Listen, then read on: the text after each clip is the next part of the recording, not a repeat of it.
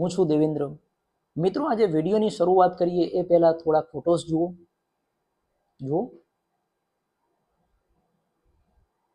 તો મિત્રો, આ ફોટોસ છે જરીકામના। તો આજે આપણે ભણીશું જરીકામ વિશે, જે આવે છે ધોરણ 10માં પાઠ નંબર 2માં। તો મિત્રો, જરીકામ જે વિદ્યા છે આપણા દેશમાં વર્ષોથી, આ કળા આપણા દેશમાં જાણીતી છે પ્રાચીન સમયથી। શું થાય જરીકામમાં, શું કરવું પડે? તો જરીકામમાં કારીગરો કિંમતી વસ્ત્રો ઉપર ભરત ગૂંથણ કરે છે, પણ એ ભરત ગૂંથણ સામાન્ય દોરામાંથી નથી થતું। એ ભરત ગૂંથણ થાય છે સોના ચાંદીના જે તાર હોય છે એની જરી બનાવવામાં આવે છે, અને એ જરીનું ભરત ગૂંથણ તમારા કિંમતી વસ્ત્રો ઉપર કરીને સરસ મજાના તેને શણગારવામાં આવે છે। કયું શહેર ફેમસ છે જરીકામ માટે? મિત્રો, ફેમસ શહેર છે આપણા ગુજરાતનું સુરત। સુરત જરીકામ માટે ખૂબ જ ફેમસ છે। સુરતના કારીગરો, ઇવન ઘણા બધા કારીગરો જરીકામમાં શું કરે છે? તો મિત્રો, 3 અલગ અલગ પ્રકારના વસ્ત્રો છે, સ્પેશિયલી એમાં તો સાડી જ હોય છે। પાનેતર લઈ લો, ઘરચોળા લઈ લો, તો મિત્રો એ જે વસ્ત્રો છે એની કિનારી ઉપર જરીકામ કરવામાં આવે છે, અને તમારા વસ્ત્રને 2 નમૂન પહેલા કરતાં ખૂબ જ સુંદર બનાવવામાં આવે છે। તો મિત્રો, આ છે જરીકામની વિશેષતા, જે આપણા દેશમાં વર્ષોથી થાય છે અને અત્યારે બી ચાલુ છે। તો આપણો આજનો પહેલો ટોપિક હતો જરીકામ। ઇવન તમે જરીકામના ફોટોગ્રાફ્સ બી જોયા। આપણો બીજો ટોપિક મિત્રો કયો છે? બીજો ટોપિક છે ધાતુકામ। તો એ પણ પ્રાચીન સમયથી જાણીતી વિદ્યા છે। પાષાણ યુગ પછીના સમયગાળા દરમિયાન, એનો મતલબ કે આદિમાનવ સમયગાળા દરમિયાન આદિમાનવ જે લોકો હતા એ લોકો પથ્થરોનો ઉપયોગ કરતા હતા। એ પછી ધાતુનો ઉપયોગ સ્ટાર્ટ થયો।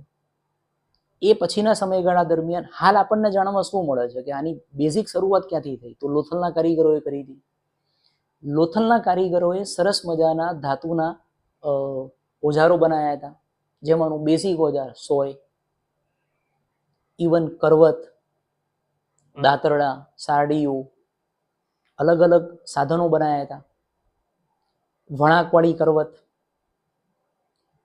તો એ સિવાય આપણે હાલના સમયની અંદર અલગ અલગ જગ્યાએ, અલગ અલગ સ્થાનોએ ધાતુઓની શું વિશેષતા જોઈ શકીએ? તો તમે આજના સમયગાળા દરમિયાન બી મોટી મોટી હોટેલ્સ છે, રિઝોર્ટ છે, મંદિર છે, અલગ અલગ ફેમસ જગ્યાઓ છે, તમે મુલાકાત લેશો તો તમને આજે પણ ત્યાં જે મૂર્તિઓ જોવા મળે છે એ મૂર્તિઓ તાંબા, પિત્તળ અથવા કાંસાની જોવા મળે છે। તો આ ધાતુઓની ઉપયોગિતા છે, એની મજબૂતાઈ, એની ઉપયોગિતા, એના મૂલ્યના આધારે એની વહેંચણી થઈ છે। એમાંનો પહેલો વિભાગ મૂર્તિઓ માટે આપણે હાલ જોયું કે મૂર્તિઓ શેમાંથી બને છે?